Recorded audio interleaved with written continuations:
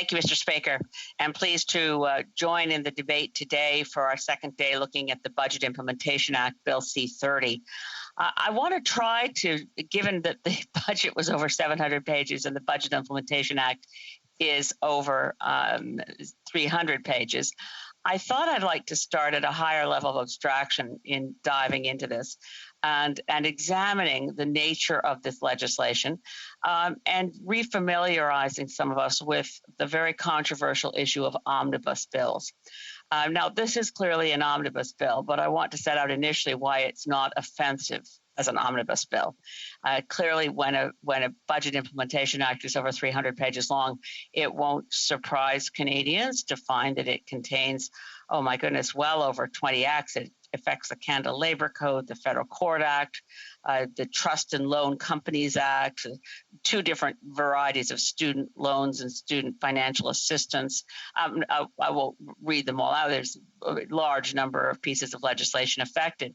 Now, the issue of illegitimate omnibus budget bills takes us back to the era first of the Harper administration in a minority, where the best way to push through offensive legislation that parties that formed the majority of the members of Parliament, but were not the administration, would have objected. Now, so the use of offensive omnibus budget bills, given that it was a confidence vote, that Conservative government quite shrewdly discerned that they could put through things that would otherwise not get public support, not get MP support, through things like the 2008, 2009 Budget Implementation Acts, which weakened environmental assessment leading up to the majority actions of that government, which continued to put lots of things in Budget Implementation Acts, and they were omnibus bills. So when an omnibus bill merely means that many pieces of legislation are being passed all at once. Now, the reason it's not offensive is if it's all to one purpose. So everything in this Bill C-30 is mentioned in the budget. As far as I can see, there are no sneaky surprises like discovering, as we did in 2016, it was more recently that we discovered that there were deferred prosecution agreements for corporations. But just to say this, as I go through it, isn't like the omnibus budget bill of spring 2012 that destroyed our environmental assessment process. It's still not repaired, gutted the Fisheries Act, eliminated the National Roundtable, and so on. This is an omnibus bill, but it's appropriate in that everything I can find in C-30 is consistent with the budget itself and has to do with legislative changes to make it possible to pass the budget and enact the budget, which this Parliament has now passed. Now, things that are of concern, and I think when we get to committee, maybe we can even make improvements on some of these things. But certainly it is of concern to see withdrawal of supports for important things within our economy during COVID. We're clearly not looking at a post-pandemic budget. After and not having had a budget for 2 years, this budget continues to face times of deep uncertainty. We certainly see, and with vaccinations, I've had my first shot. I've waited 4 months from then I can get a second shot. We do see that there is light at the end of a tunnel. But with variants and with spikes and with economies in various provinces opening up a bit then closing rapidly, there are a lot of reasons for businesses and individual Canadians to continue to need support. So the notion that we would drop the Canada Recovery Benefit from the current $500 to down to $300 a week by July, I think we should look at that. That's soon, and we may not be ready for that. The wage subsidy ending by September. A lot of businesses in my riding know for sure that they will need that wage subsidy well beyond September. Particularly in the tourism sector, there are deep concerns. So I want to focus on tourism for a minute. The tourism sector has $500 million in the budget. It's not nearly enough. I think we underestimate as Canadians and even parliamentarians, all of us know we have tourism in our ridings, but when you look at it collectively across the country, its contribution to GDP is roughly the same as the oil sands. It employs far more people, thousands and thousands of people across Canada in every region. And $500 million is not adequate to the needs of the tourism sector. Big businesses in my riding, big attractions like Butchart Gardens, they normally would have somewhere upwards of 700, 800 employees seasonally. They didn't have anything like that number of employees because they weren't open. But they did, the wage subsidy allowed them to keep employed the specialists, the hundreds of people who are actually recruited from around the world as horticulturalists. They simply will not be able to keep that workforce if we don't have a wage subsidy. And if they lose that workforce, if they go to these specialists, horticulturalists, experts, if they're not able to be employed here, they'll go to other countries. Their skills are in demand. So this is a very big concern that we have, that what was provided for tourism, the $500 million, and then $1 billion for promotion, for some of the businesses in my riding, they feel rather hollowed out by the notion that we'll have $1 billion going to advertising attractions in Canada that can't stay open. It's also very peculiar that we have this decision by the Department of Transportation that there will be no opening for cruise ships on our coasts until February 28th, 2022. I've yet to see any justification for that arbitrary date. It's a big concern because if we're letting people get on airplanes, if we're saying there's such a thing as vaccination passports, that you're now okay to travel, certainly we should be informed of why there's this arbitrary date and the damage it continues to do to tourism. This budget also is very short on support for ground transport. The bus lines of this country, whether Wilson's bus lines or Maritime Coach, we need to have more connectivity between cities and towns. The supports for Via Rail, while welcome, $491, but it's all in the Windsor-Quebec corridor, and it's welcome for sure, but what about Vancouver to Toronto and Montreal to Halifax? Those routes, in the absence of Greyhound and Irving and other bus lines that run between communities, we need those trains, and we need them daily, and we need an expanded economy service. What's missing again is what we're going to do to improve our financial prospects going forward, which means if we're not going to be looking at cuts, we need more revenue. So there are some new taxes in this budget, and there's some ways to save money.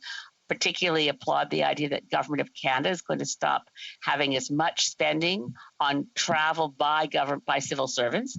So that's a $1 billion saving over 5 years, and most of that travel, as we know, was by air. And it's something we've learned during COVID. We can find other ways to meet and avoid greenhouse gases and avoid so much travel. But long term, we need to look at more revenue.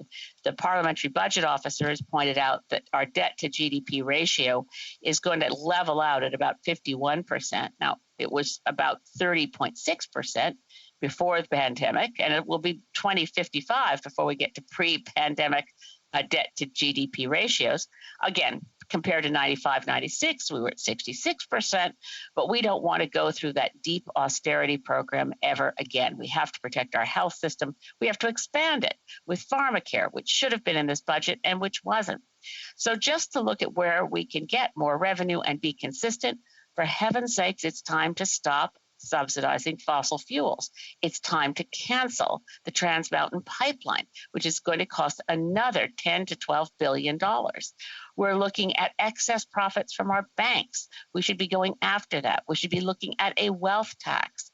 We certainly don't do enough in this budget. We suggest consultations on what we're going to do about interest rates on credit cards and horrific payday loans. Those things need more attention. But we do need to look at improving the revenue line such that we can afford, which we must do, universal pharmacare, so that we can make sure the daycare program takes place across the country for all Canadians, and that we bring in support for low-income dental initially and get rid of the student loan and interest on Canadian student loans. All those need revenue in their appropriate place. And with that, Madam Speaker, I thank you for the time to speak to Bill C-30. Questions and comments. Questions et commentaires. The Honourable Member for the Yukon.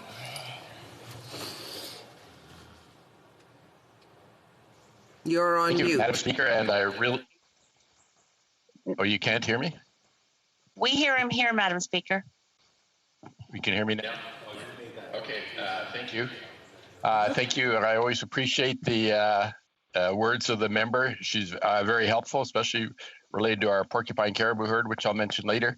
But just thank her for clarifying omnibus bill. All the budget implementation acts are omnibus bills because they have to deal with so many bills and departments. And to clarify that on the $1 billion for tourism, that's 500 directly to tourism, 100 million for marketing, and 400 for tourism events like festivals and museums. But then on top of all the other existing programs that are extended, there's 700 million for business financing and expansion of the business financing program. I just wanted to thank the member for her great support over the years for the protection of the porcupine caribou herd that has so much effect on our Gwich'in, and note that in the budget, I'm sure hopefully she supports the 24 million for the Pan-Arctic scientific research through the Polar Continental Shelf Program, which many MPs might not know of, but is very important. The honourable member for Saanich Gulf Islands. Thank you, Madam Speaker. And that very generous praise from the member from the Yukon for my work. Let me just say, my work to protect the porcupine caribou herd and the Arctic National Wildlife Refuge just across the border from the Yukon is nothing compared to that of the honourable member for the Yukon, who's been a champion from well before I went into politics. So we've worked together for decades. Thank you, Madam Speaker. L'honorable député de... The honourable member for Louis-Saint-Hubert. Longueuil-Saint-Hubert, sorry. Yes, thank you, Madam Speaker. I want to thank my colleague for the speech. Always interesting to hear her talk about, tourism, for example. That was really interesting. But, in the budget, they're going to give a $500 check to seniors age 75 and up. They say that next year they'll probably increase OAS, but that's a year away. So they're essentially creating two classes of seniors, those 75 and up and those younger than that. In Quebec, the Federation of Seniors said this weekend that, seniors are really angry. There's nothing that says that those 75 and older are poorer than younger seniors. So what does my colleague think about this creation of two classes of seniors? The honourable member for Saanich Gulf Islands. L'honorable Merci. Yes, thank you. Thank you. I want to thank my honourable colleague for his question. It's clear that there's no justification for this idea of having two different types of seniors. I mean, I am 66 now. And, there's no real explanation behind this decision, and I agree with my colleague. for Calgary Rocky Ridge. Thank you, Madam Speaker. And during the member from Yukon's intervention, he thanked the member for Saanich Gulf Islands for her clarity around omnibus bills. And I did think that she was quite clear. This is really a comment, not a question, that a large budget implementation act tabled by a Conservative government is bad, and a large budget implementation act that touches on different acts across the operation of government is good. So that it was clear, and I did understand very carefully what she was saying. The honourable member for Saanich Gulf Islands. I'm afraid to say that the honourable member for Calgary Rocky Ridge misunderstood entirely what I was saying. I did point out that the Liberals had included a change to the criminal code that was not required on the notion of deferred prosecution. That was a specific measure as a result of the lobbying by the SNC Lavalin Corporation, and that should never have been in a budget implementation bill, but that was one measure. The 2012 spring omnibus budget bill and the 2012 fall omnibus budget bill brought in measures never mentioned in the budget, getting rid of scrutiny over some of our spy agencies in the fall omnibus budget bill, killing the environmental assessment process in the spring omnibus budget bill, getting rid of the Kyoto Implementation Act, again, not mentioned in the budget. So what the previous administration did was to create monstrous omnibus budget bills without connection to the budget itself. Quite different.